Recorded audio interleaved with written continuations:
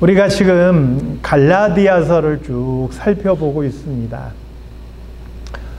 바울은 갈라디아서 1장부터 4장까지 우리가 구원받은 것은 율법의 행위나 우리의 노력이 아니고 전적인 하나님의 은혜로 예수 그리스도를 믿음으로 구원받는다, 이렇게 강조했지요. 그리고 이제 5장부터 바울은 그렇게 믿음으로 구원받은 우리가 어떻게 살아야 될지를 지금 쭉 설명하고 있는 거예요. 그게 지금 우리가 크게 두 가지를 살펴본 거예요. 첫 번째는 뭐냐면 사랑으로 서로 종노릇하라. 두 번째가 뭐냐면 육체를 쫓는 삶을 살지 말고 성령을 따라 살아야 된다라는 거예요. 그러면서 우리가 계속 지금 살펴보고 있는 게 성령을 따라 사는 삶이라는 게 뭐냐? 내 마음속에 성령의 열매를 맺는 삶을 사는 것이다 라는 거예요. 그리고 그 성령의 열매를 성경에서는 9가지로 소개를 하고 있죠. 우리 한번 성령의 열매 9가지, 이쯤 되면은 거의 막 외워질 법도 한데 안 외워져서도 한번 앞에 보면서 다시 한번 같이 읽어보겠습니다. 시작. 사랑과 희락과 화평과 오래 참음과 자비와 양선과 충성과 온유와 절제. 아마 이거 끝날 때쯤 되면 머릿속에 확 이렇게 들어올 줄로 믿습니다. 머릿속에만 딱 들어오는 게 아니라 우리 마음에 이 열매를 맺으셔야 돼요. 그래서 우리가 사랑과 희락과 화평과 오래 참음까지 살펴봤어요. 오늘은 자비와 양선에 대해서 살펴보려고 합니다. 자비란 무엇인가? 사실은 불교에서 가장 강조하고 있는 마음이 뭐냐면 자비예요. 그런데 오늘 성경에서 말하는 자비와 불교에서 말하는 자비, 사실은 의미상으로는 비슷하지만 그 근본은 조금 다른 게 있어요. 자비가 뭐냐? 자비는 말 그대로 그냥 문자 그대로는요, 사랑하며 슬퍼한다라는 뜻이에요. 그러니까 사랑할 자자에 슬퍼할 비자를 썼어요. 아니, 사랑하는 것은 우리가 이해하는데 뭘 또 슬퍼하냐라고 생각할 수가 있어요. 무엇을 슬퍼하냐면 불쌍한 사람들의 불쌍한 형편을 보며 슬퍼하는 거예요. 어떤 사람이 못된 짓을 해, 악한 일을 행하는 거예요. 그 악한 일을 한 그 사람을 보면서 안타까워하는 거예요. 그게 눈물을 흘리는 거예요. 그게 비에 들어가는, 슬퍼한다는 말의 의미인 거예요. 그러니까 자비라는 말은 뭐냐면 내가 좋고 사랑하는 사람만을 좋게 생각하고 그 사람에게만 좋은 마음을 품은 것이 아니고, 때로 불쌍하고 힘들고 어려운 사람, 더 나아가서는 악한 사람, 나쁜 사람을 향해서도 불쌍히 여기고 그 사람을 안타까워해서 눈물을 흘리는 마음, 이게 자비라는 거예요. 오늘 이 성령의 열매 중에 하나가 자비라는 것을 우리는 기억하셔야 돼요. 우리 그리스도인들이 우리 마음속에 품고 살아가야 될 성령의 열매예요. 내가 좋은 사람, 나랑 친한 사람, 나에게 잘해준 사람, 내 식구, 우리 교인, 이것을 넘어서서 내가 잘 알지 못하는 사람, 때로는 멀리 있는 다른 나라 사람, 때로는 악한 사람, 범죄자까지라도 불쌍히 여기고 긍휼히 여기는 마음, 이게 자비라는 거예요. 오늘 우리 안에 이 자비가 풍성하게 맺혀질 수 있기를 소망합니다. 그래서 이 자비를 성경에서는 다른 말로 긍휼, 불쌍히 여김, 또 인자 이런 말로 번역하기도 했어요. 영어 성경에 보니까 친절이란 말로 번역, kindness. 근데 친절이라는 의미도 들어가 있지만 약간 의미가 좀 약한 것 같아요. 그냥 불쌍히 여긴다, 긍휼히 여긴다, 이런 의미가 더 정확한 것이죠. 사람은요, 본질적으로 이기적이에요. 나를 중심으로 행동하고 나를 중심으로 판단하고, 그래서 내가 잘 되고 내가 이익을 얻고 내가 행복한 게 굉장히 중요해요. 남이 잘 되고 나는 힘든데, 나는 어려운데 남이 잘 나가면 그게 마음이 꼬이는 거예요. 이걸 잘 표현하는 속담이 뭐죠? 사촌이 논을 사면 배가 아픈 거예요. 왜요? 나는 지금 어렵고 힘든데 저 사람만 뭔가 잘 되고 저 사람만 뭔가 지금 잘 풀리는 것 같으니까 그게 배가 아픈 거예요. 근데 자비의 마음이라는 건 다르다는 거예요. 자비의 마음은 나의 유익과 기쁨을 구하기보다는 먼저 다른 사람의 유익과 기쁨을 구한다는 거예요. 나의 행복보다 다른 사람의 행복에 먼저 관심을 가진 거예요. 그게 자비의 마음인 거예요. 그래서 사촌이 논을 사면 배가 아픈 게 아니라, 사촌이 논을 사면 아이고 잘했네, 박수 쳐주고 기뻐해 줄 수 있는 마음, 이게 자비인 거예요. 어렵죠. 그럼에도 불구하고 성령께서 우리 마음에 역사하시고 내가 성령을 따라 살아가다 보면 내 마음이 이렇게 변화되는 거예요. 나보다 불쌍한 사람, 때로는 잘못된 길을 가는 사람, 그 사람을 불쌍히 여기고 안타까워해 주는 마음. 그래서 자비는요, 본질적으로 착한 마음.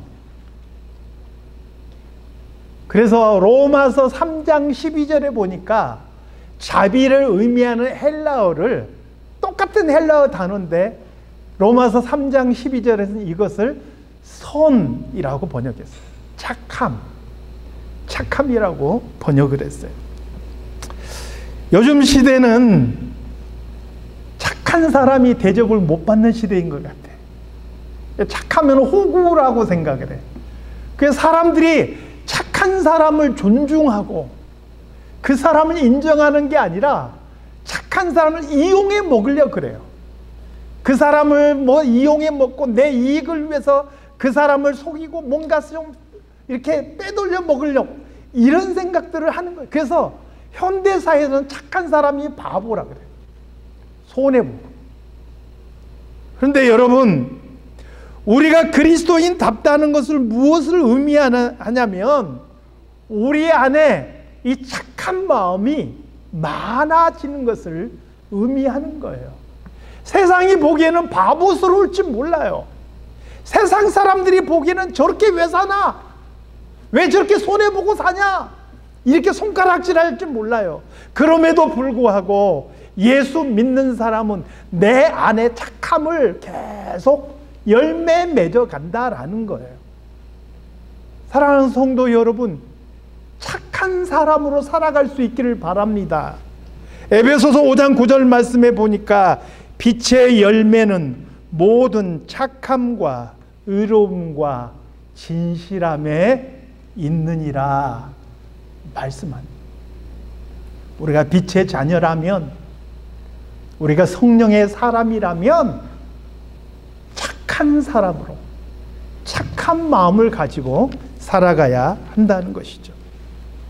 본래 이 자비는요, 이 착함이라는 것은 하나님 안에 있는 성품 중에 하나예요. 누가복음 6장 35절 한번 보겠습니다. 누가복음 6장 35절 말씀. 자, 시작. 오직 너희는 원수를 사랑하며 선대하며 아무것도 바라지 말고 꾸어주라. 그리하면 너희 상이 클 것이요 또 지극히 높으신 이의 아들이 되리니 그는 은혜를 모르는 자와 악한 자에게도 인자하시니라. 우리 하나님께서 착한 사람, 이쁜 사람만 사랑하시는 게 아니고 하나님께서 악한 자까지도 인자를 베푸시는 하나님이십니다. 그래서 하나님께서는 햇빛을요, 선한 자나 악한 자에게 고루 비추어 주셔요. 이른 비와 늦은 비를 예수 믿는 사람에게만 주시는 게 아니라 세상의 악한 사람에게조차도 고루 내려주시는 게 하나님의 인자하심이고 그분의 긍휼하심이고 그분의 자비라는 거예요.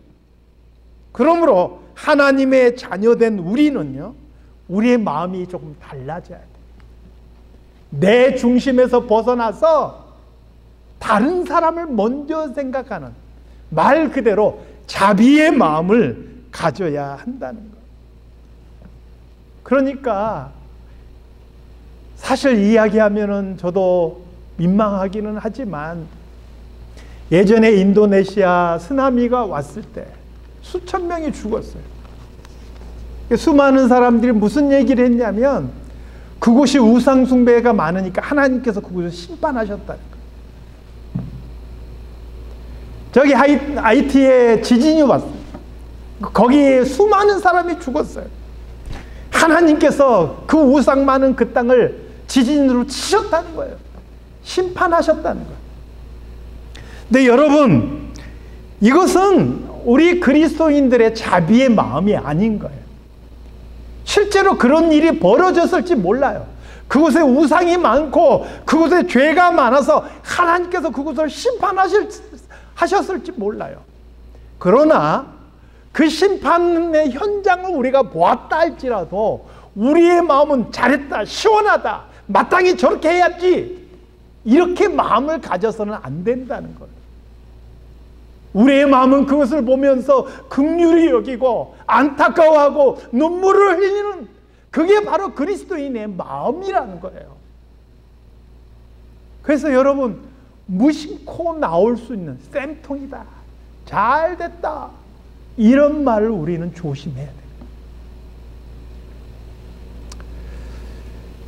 뿐만 아니라 우리가 일상생활 속에서도 이 자비의 마음이란 게 뭐냐면요, 당연하게 받았던 것들을 당연하게 받지 않고 감사히 여기는 마음도 여기에 포함돼요. 여러분들 종종 음식점에 가시죠. 음식점에 가서 보면은 거기 웨이터나 웨이트리스들이 우리에게 서비스를 해줘요. 그럼 기본적으로 사람들의 마음이 어떤 마음이 있냐면, 내 돈 주고 내가 사 먹으니까 당연히 서비스 받는 건 마땅하지, 이런 생각을 하게 되는 거예요. 그래서 서비스가 마음에 조금 안 들면 어떤 사람은요, 불같이 화를 내요. 아니, 지금 내가 내 돈 주고 지금 이거 사 먹는데 왜 이렇게 서비스가 형편없어? 그러면서 화를 내고 소리를 지르는 경우가 있어요. 이런 사람을 요즘 뭐라고 이야기하죠? 그런 사람을 진상이라 그러더라고요. 그런데 자비의 마음을 갖는다는 건 뭐냐면, 내가 내 돈 주고 내가 사 먹는 거니까 이 서비스는 당연하다라고 마음을 먹는 게 아니고 마음이 바뀌는 거예요. 내 돈 주고 사 먹지만 내가 먹는 이것에 서비스해 주는 게 참 감사하다라고 마음을 먹는 거예요. 그게 자비의 마음인 거예요. 자, 그러면 양선이라는 것은 뭐냐? 양선은요, 자비랑 뗄래야 뗄 수 없는 관계에 있어요. 자비는 일종의 마음이에요. 내가 다른 사람을 보고 그 사람의 유익을 먼저 생각하고 그 사람의 행복을 빌어주는 마음, 당연히 여기는 것이 아니라 감사히 여기는 마음, 어떤 사람을 불쌍히 여기는 마음, 안타까운 마음, 그런 마음인데, 이 양선이라는 것은 뭐냐면 그것이 마음의 변화만 머물러 있는 것이 아니라 내 행동으로 드러나는 거예요. 그래서 양선이라는 것은 행동하는 자비다, 이렇게 볼 수가 있는 것이죠. 많은 성도들이 좋아하는 말씀 중에 에베소서 2장 8절에서 9절 말씀이 있어요. 한번 같이 읽어볼까요? 에베소서 2장 8절에서 9절. 자, 시작. 너희는 그 은혜에 의하여 믿음으로 말미암아 구원을 받았으니 이것은 너희에게서 난 것이 아니요 하나님의 선물이라. 행위에서 난 것이 아니니 누구든지 자랑하지 못하게 함이라. 이거 우리가 계속 살펴봤던 말씀 중에 하나지요. 우리가 구원받은 것은 내 노력이나 내 의지나 내 행위로 말미암은 것이 아니고 전적인 하나님의 은혜예요. 하나님께서 우리에게 거저 주신 은혜, 공짜로 주셨다. 그냥 나는 예수님을 믿기만 했는데 나를 하나님의 자녀로 불러주셨다. 그래서 이 말씀이 그렇게 중요한 거예요. 근데 이 말씀이 중요하다 보니까 많은 사람이 그 다음 말씀을 조금 소홀히 생각하는 경향이 있어요. 10절 말씀, 에베소서 2장 10절 말씀 같이 한번 읽어보겠습니다. 자, 시작. 우리는 그가 만드신 바라 그리스도 예수 안에서 선한 일을 위하여 지으심을 받은 자니 이 일은 하나님이 전에 예비하사 우리로 그 가운데에서 행하게 하려 하심이니라.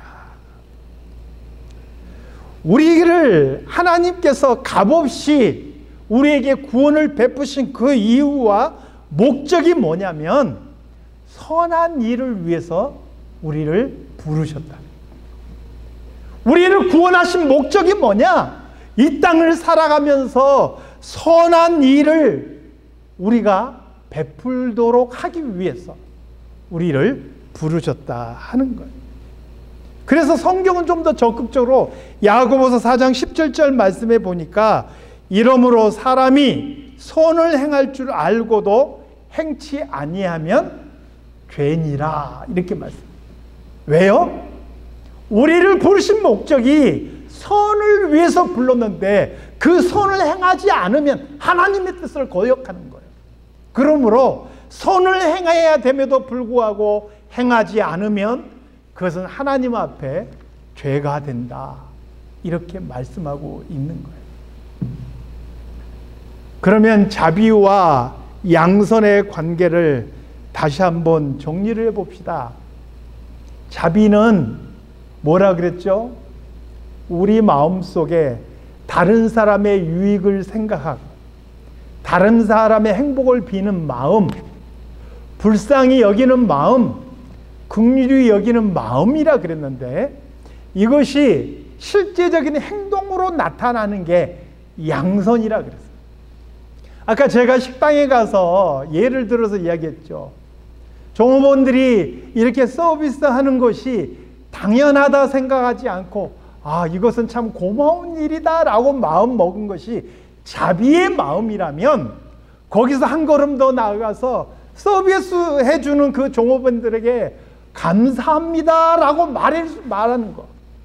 아유 힘드신데 이렇게 서비스 해주셔서 감사합니다 말할 수 있는 게 양선이라는 거예요. 그러니까 마음으로만 머무르지 않고 실제로 행동이나 말로 드러나는 것, 그게 바로 양선이라 하는 것이죠. 사랑하는 성도 여러분, 오늘 우리 안에 자비와 양선이 풍성하게 열매 맺을 수 있기를 소망합니다. 이게 왜 중요한지요? 마태복음 5장 13절에서 16절 말씀을 보겠습니다. 마태복음 5장 13절에서 16절 좀 길어가지고 글씨를 작게 해놨는데 한번 보이시죠? 뒤에? 예, 같이 읽겠습니다. 시작. 너희는 세상의 소금이니 소금이 만일 그 맛을 잃으면 무엇으로 짜게 하리요? 후에는 아무 쓸데없어 다만 밖에 버려져 사람에게 밟힐 뿐이라. 너희는 세상의 빛이라. 산 위에 있는 동네가 숨겨지지 못할 것이요 사람이 등불을 켜서 말 아래 두지 아니하고 등경 위에 두나니 이러므로 집안 모든 사람에게 비치느니라. 이같이 너희 빛이 사람 앞에 비치게 하여 그들로 너희 착한 행실을 보고 하늘에 계신 너희 아버지께 영광을 돌리게 하라. 아멘. 너희는 세상의 빛이다 그랬어요. 너희는 세상의 소금이다 그랬어요. 그러니까 세상의 빛으로 소금으로 우리를 이 땅에 세우셨다. 그럼 빛과 소금이 뭐냐? 무엇을 의미하는 거냐? 여기 보니까 너희 빛이 사람 앞에 비치게 하여 그들로 너희 착한 행실을 보고 그랬어요. 우리의 세상의 소금이고 세상의 빛의 역할을 무엇으로 하느냐? 우리의 착한 행실로 한다는 거예요. 그리고 우리의 그 착한 행실을 보고 세상의 많은 사람들은 하늘에 계신 우리 아버지께 어떻게 된다고요? 영광을 돌린다. 그래서 그리스도인답게 세상 속에서 구별되는 모습은 뭐냐? 착한 행실. 이게 바로 양선입니다. 우리의 마음이 변하고 그 변한 마음이 우리의 삶의 행동으로 나타나는 것, 이게 양선인 것. 자비가 행동으로 나타나는 것, 삶의 곳곳에서 나타나는 것, 이게 양선인 거예요. 자비와 양선이 많아지면 많아질수록 우리 그리스도인들은 세상 사람들과 달리 구별되는 빛과 소금으로 나타난다는 거예요. 그리고 그 모습을 보고 사람들이 하늘에 계신 우리 아버지께 영광을 돌린다는 거예요. 한 가지 이야기만 하고 마치겠습니다. 사도행전 9장에 보니까 한 여인이 죽었어요. 과부인데 홀로 살던 여인이 죽었어요. 이 여인이 죽으니까 많은 사람들이 슬퍼하면서 눈물을 흘려요. 그리고 베드로에게 연락해서 베드로 사도님 빨리 좀 와주세요. 빨리 좀 와주세요. 그래서 베드로가 그곳에 도착했어요. 사람들이 사도행전 9장 30절에 보니까 그 지역에 살고 있는 모든 과부들이 베드로에게 몰려와요. 그래서 베드로 곁에 서서 울면서 이야기하는 거예요. 베드로 선생님, 이분이 살아있을 때 우리들에게 이런 것을 해줬어요. 그러면서 보여주는 게 그들의 속옷과 겉옷을 다 보여주는 거예요. 그게 뭐냐면 이 죽은 여인이 살아있을 때 주변에 어렵고 힘든 과부들을 위해서 그것을 직접 자기 손으로 지어서 그들에게 주었던 거예요. 그 옷들을 가져와서 이 사람이 우리에게 이런 일을 했어요 라고 베드로에게 보여준 거예요. 그것을 보고 베드로가 하나님 앞에 기도하고 나서 다비다야 일어나라 말했더니 그 여인이 다시 살아난 사건을 보게 돼요. 저는 우리가 착하게 살면 다 그런 일이 생긴다 이런 이야기를 하는 게 아니에요. 한 사람이 죽었는데 그 지역에 많은 사람이 베드로에게 증언하고 있는 거예요. 이 사람은 살아있을 때 우리에게 이렇게 착한 일을 베풀었던 사람입니다. 베드로 사도님, 이 사람을 위해서 기도해 주세요. 이렇게 수많은 사람이 와서 증언해 주었다는 거예요. 저는 오늘 우리 그리스도인들이 바로 그런 사람들이 돼야 돼요. 나라는 사람의 이름이 불려졌을 때 주변에 많은 사람이 저 사람은 착한 사람입니다. 저 사람은 주변 사람들의 유익을 구하고 주변 사람들을 행복하게 해주었던 사람입니다. 이렇게 증언하는 사람들이 많아지기를 소망하는 거예요. 오늘 우리 사랑장로교회 성도들은 그리스도인으로서 자비와 양선의 풍성한 열매들을 듬뿍 맺혀 나갈 수 있기를 우리 주님의 이름으로 축원합니다. 기도하겠습니다. 하나님 아버지, 오늘 자비와 양선을 살펴보았습니다. 내가 예수 믿는다 하면서도 여전히 내 이익과 내 기쁨을 구하며 살아가고 있는 것은 아닌지 우리의 모습을 돌아봅니다. 주님께서 우리를 구원하시기 위해서 이 땅에 오셨던 것처럼 우리도 다른 사람의 유익을 구하며 다른 사람의 행복을 구하며 긍휼의 마음을 가지고 살아갈 수 있는 저희들이 되게 하여 주시옵소서. 그래서 우리 주변의 모든 사람들이 우리의 착한 행실을 보고 하늘에 계신 우리 아버지께 영광을 돌리게 하여 주시옵소서. 거룩하신 예수 그리스도 이름으로 기도드리옵나이다. 아멘.